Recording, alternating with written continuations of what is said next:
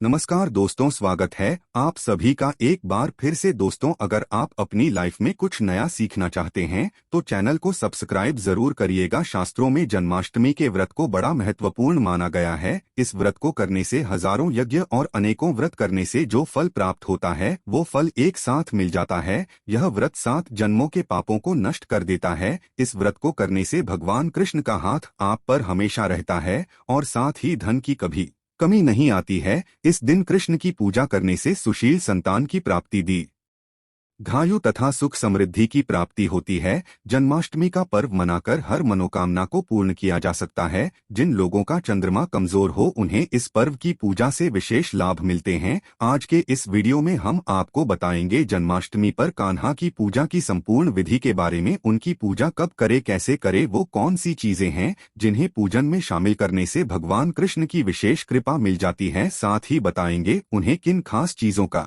भोग लगाएं, इस दिन क्या खाएं क्या ना खाएं, क्योंकि कुछ चीजों का सेवन इस दिन आप करेंगे तो कृष्ण भगवान प्रसन्न होने के बजाय आपसे रुष्ट हो सकते हैं। तो बहुत ही महत्वपूर्ण शास्त्रों में बताई गई इन बातों को आज के वीडियो में आप सुन सकेंगे। तो वीडियो को आखिर तक जरूर देखें और कमेंट बॉक्स में जय श्री कृष्णा का जयकारा लगाकर अपनी कृष्ण भक्ति को जरूर दर्शाएं। जय श्री कृष्ण। दोस्तों, कृष्ण जन्माष्टमी को गोकुलाष्टमी भी कहा जाता है। ये एक ऐसा त्योहार है जो पूरे देश में भक्तों द्वारा पूरे जोश और उत्साह के साथ भगवान कृष्ण के जन्म दिवस के रूप में मनाया जाता है। भगवान कृष्ण का अवतार पृथ्वी से सभी अंधकारों का अंत करने और बुराई को नष्ट करने का प्रतीक माना जाता है। यह त्योहार विश्व भर के हिंदुओं द्वारा मनाया जाता है। लोग अपने व्यस्त जीवन से समय निकालकर कृष्ण जन्माष्टमी का त्योहार हर्षोल्लास से एक साथ मिलकर मनाते हैं। सालों वर्ष पूर्व माता देवकी और वसुदेव ने आधी रात को मथुरा के कारागार में एक दिव्य बालक को जन्म दिया था। ये भगवान विष्णु का 8वां अवतार श्री कृष्ण थे। भादो मास के कृष्ण पक्ष की अष्टमी तिथि को रोहिणी नक्षत्र पर कान्हा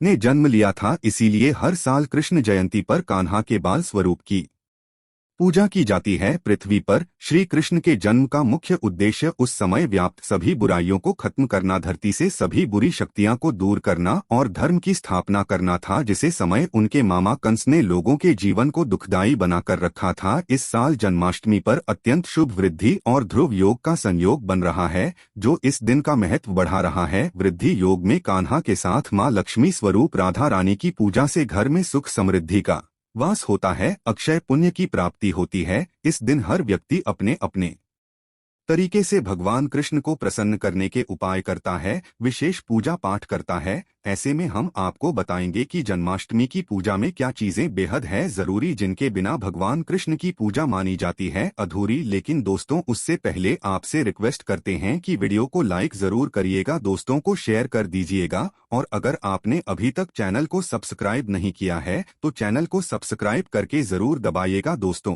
जन्माष्टमी पूजा सामग्री में आपको चाहिए होगा खीरा, दही, शहद, दूध, एक चौकी, पीला साफ वस्त्र, पंचामृत, बालकृष्ण की मूर्ति, गंगाजल, दीपक, घी, बात, धूप, बत्ती, गोकुलेश, चंदन, अक्षत, माखन, मिश्री, भोग की सामग्री, तुलसी का पत्ता आदि और भी कुछ खास चीजें हैं जिन्हें आप कृष्ण पूजा में शामिल करते हैं तो कान्हा जी खुशी से फूले नहीं समाएंगे, आप पर अनेक को शुभाशीर्वाद बसाएंगे। जन्माष्टमी की पूजा में बांसुरी को अवश्य शामिल करें। बांसुरी कृष्ण भगवान की सबसे प्रिय वस्तु है। बांसुरी उनका प्रेम था तो मोरपंख उनके व्यक्तित्व का हिस्सा, तो उनकी पूजा में मोरपंख भी अवश्य शामिल करें। मोरपंख खुशहाली और भव्यता का प्रतीक माना गया है।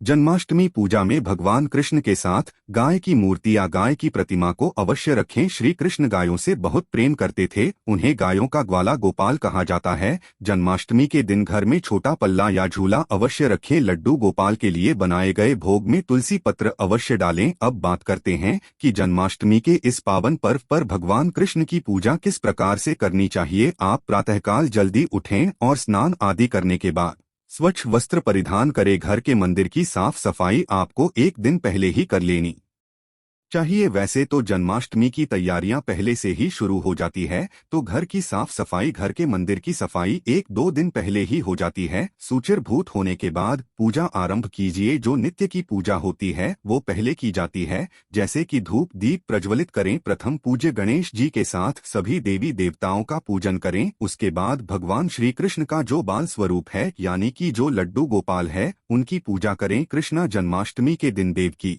वासुदेव, बलदेव, नंद, यशोदा और लक्ष्मी जी के नाम लेते हुए पूजा प्रारंभ करनी चाहिए।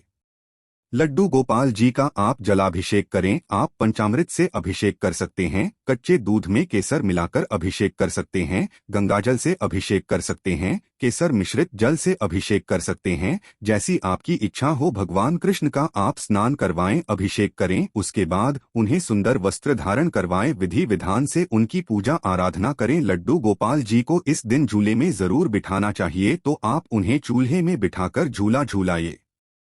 ऐसा कहा जाता है कि भगवान श्री कृष्ण को जो भी भक्त झूला झुलाते हैं उनकी सभी कामनाएं पूर्ण हो जाती है, उनके सभी दुख दूर हो जाते हैं। तो अपनी इच्छा के अनुसार भगवान श्री कृष्ण को कुछ समय तक झूला अवश्य झुलाएं। उसके बाद लड्डू गोपाल जी को भोग अर्पित करें। इस दिन विष्णु पुराण और भागवत गीता का पाठ अवश्य करें। जैसे आप अपने पुत्र की सेवा करते हैं, पुत्र को प्यार करते हैं, उसी प्रकार से इस दिन भगवान श्री कृष्ण की आप पूजा कीजिए, पुत्रवत मानकर उनकी पूजा कीजिए। इस दिन पूजा करने का जो विशेष समय होता है वो रात्रि का समय होता है। इस रात्रि में 12 बजे के बाद भगवान कृष्ण की पूजा की जाती है, उनका जन्मोत्सव मनाया जाता है। तो उस समय भी स्नान आदि करके विधि विधान से भगवान श्री कृष्ण की पूजा करें। फिर भगवान कृष्ण को झूले में बिठाएं, झूला झूले, भोग अर्पित करें, उनके सामने मंत्र जाप करें, परिवार सहित बैठकर भजन कीर्तन करें। तो अपनी शक्ति, अपने सामर्थ्य, अपनी श्रद्धा के अनुसार भगवान श्री कृष्ण की विधिवत सेवा और पूजा करें। इससे मन को शांति मिलती है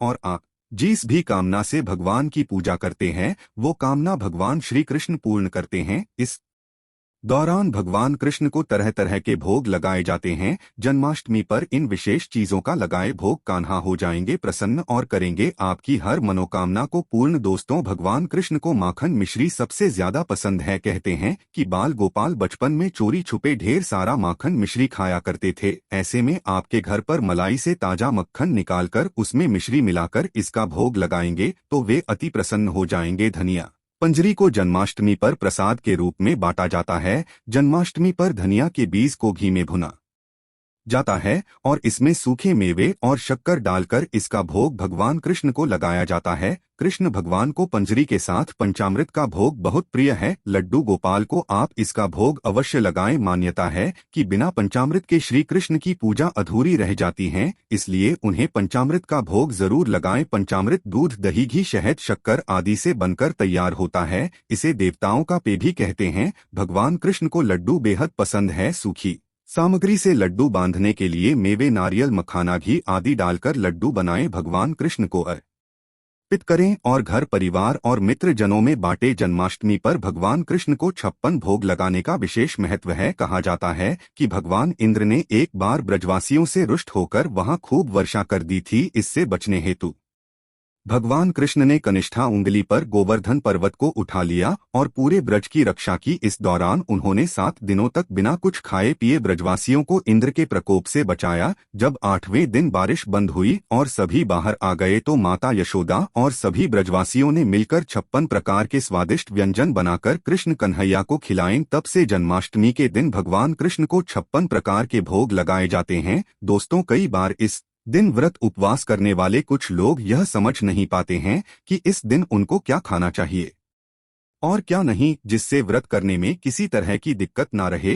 और पूजा भजन कीर्तन के लिए ऊर्जा भी बनी रहे। तो आइए अब आपको बताते हैं कि जन्माष्टमी के व्रत में क्या खाएं और वो ऐसे कौन सी चीजें हैं जिन्हें इस दिन ग्रहण करने से भगवान कृष्ण हो जाते हैं रुष्ट। पहले हम आपको बताते हैं कि जो जन्माष्टमी का व्रत नहीं रख रहे हैं उन्हें इस दिन कौन सी चीजें भूल कर भी नहीं खानी चाहिए। जन्माष्टमी के दिन बैंगन नहीं खाना चाहिए, मसूर की दाल नहीं खानी चाहिए, मांस अंडा नहीं खाना चाहिए, मदिरा का सेवन नहीं करना चाहिए, प्याज लहसुन का सेवन भी इस दिन नहीं करना चाहिए, 5 सुपारी, तंबाकू, सिगरेट आदि का सेवन भी नहीं करना चाहिए। इस दिन हरी पत्तेदार सब्जियां भी नहीं खानी चाहिए, उनमें बहुत सारे छोटे छोटे जीव हो सकते हैं तो वो जीव हत्या के समान हो जाता है। तो इस दिन जीव हत्या या जीव को नुकसान नहीं पहुंचाना चाहिए, इससे बड़ा पाप लगता है, भगवान क्रोधित हो जाते हैं। आपको शुद्ध सात्विक भोजन ही करना चाहिए। अब जो व्रत रख रहे हैं उन्हें इन सभी पदार्थों के अलावा अनाज का सेवन नहीं करना चाहिए, साधारण नमक नहीं खाना चाहिए, आवश्यकता हो तो सिर्फ सेंधा नमक खा सकते हैं। इस दिन हिंग, हल्दी, सरसों का तेल आदि नहीं खाना चाहिए। मटर भी नहीं खाना चाहिए। इस दिन गेहूं, चावल, दाल नहीं खानी चाहिए। ना ही कोई ऐसी मिठाई खाएं जिसमें अनाज मिला हो, जैसे बेसन की मिठाई खाने से बचें, क्योंकि इस दिन अनाज खाना पाप होता है। इससे भगवान कृष्ण रुष्ट हो सकते हैं। दोस्तों, ही सुव्रत में ऊर्जा को बरकरार रखने के लिए सूखे मेवे यानी ड्राई फ्रूट्स का सेवन कर लें। व्रत की शुरुआत अगर आप अखरोट या बादाम खाकर करेंगे तो इससे आपको दिन भर ऊर्जा मिलती रहेगी, कमजोरी महसूस नहीं होगी। इस तरह आप तरबूज, अंगूर जैसे पानी वाले फलों का सेवन कर सकते हैं। इसके साथ ही अगर आप चाहते हैं कि पेट भी भरा रहे तो आप केला, पपीता, सेब और अमरूद जैसे मौसमी फलों का सेवन भी कर सकते हैं। जन्माष्टमी के व्रत में आप दही की लस्सी का सेवन कर सकते हैं। इससे आपको बार बार प्यास भी नहीं लगेगी और पेट भी भरा हुआ महसूस होगा। आप चाहे तो साबूदाने की खिचड़ी या खीर बनाकर इसका सेवन कर सकते हैं। कुट्टू के आटे के पराठे का, समा के चावल का सेवन भी आप कर सकते हैं। याद रखें, रात 12 बजे की पूजा के बाद भी आप फलाहार यानी व्रत का खाना ही खाएं। अनाज का सेवन ना करें। व्रत खोलने पर एक साथ बहुत सारा खाना ना खाएं। व्रत के पारण के समय बहुत लोग पकौड़े, पेपर्स, पापड़, कुट्टू और सिंघाड़े की पूरी ऐसी चीजों का सेवन करते हैं जो कि उचित नहीं है। इस तरह के पदार्थों से आपको सेहत संबंधी दिक्कतों का सामना करना पड़ सकता है। तो विधि विधान से इस पर्व को मनाएं। इस जन्माष्टमी पर कृष्ण भगवान आपके घर आए, माखन मिश्री खाएं और आपके जीवन के सारे दुख और कष्ट दूर भगा ले जाएं। आप सभी को कृष्ण जन्माष्टमी की बहुत बहुत शुभकामनाएं। कमेंट बॉक्स में जय श्री कृष्णा लिखना बिल्कुल ना भूलें। आज के लिए बस इतना ही दोस्तों। अगर आपको यह वीडियो पसंद आया है तो वीडियो को लाइक करिएगा, दोस्तों को शेयर जरूर करिएगा और चैनल को सब्सक्राइब करके बेल आइकॉन जरूर दबाइएगा।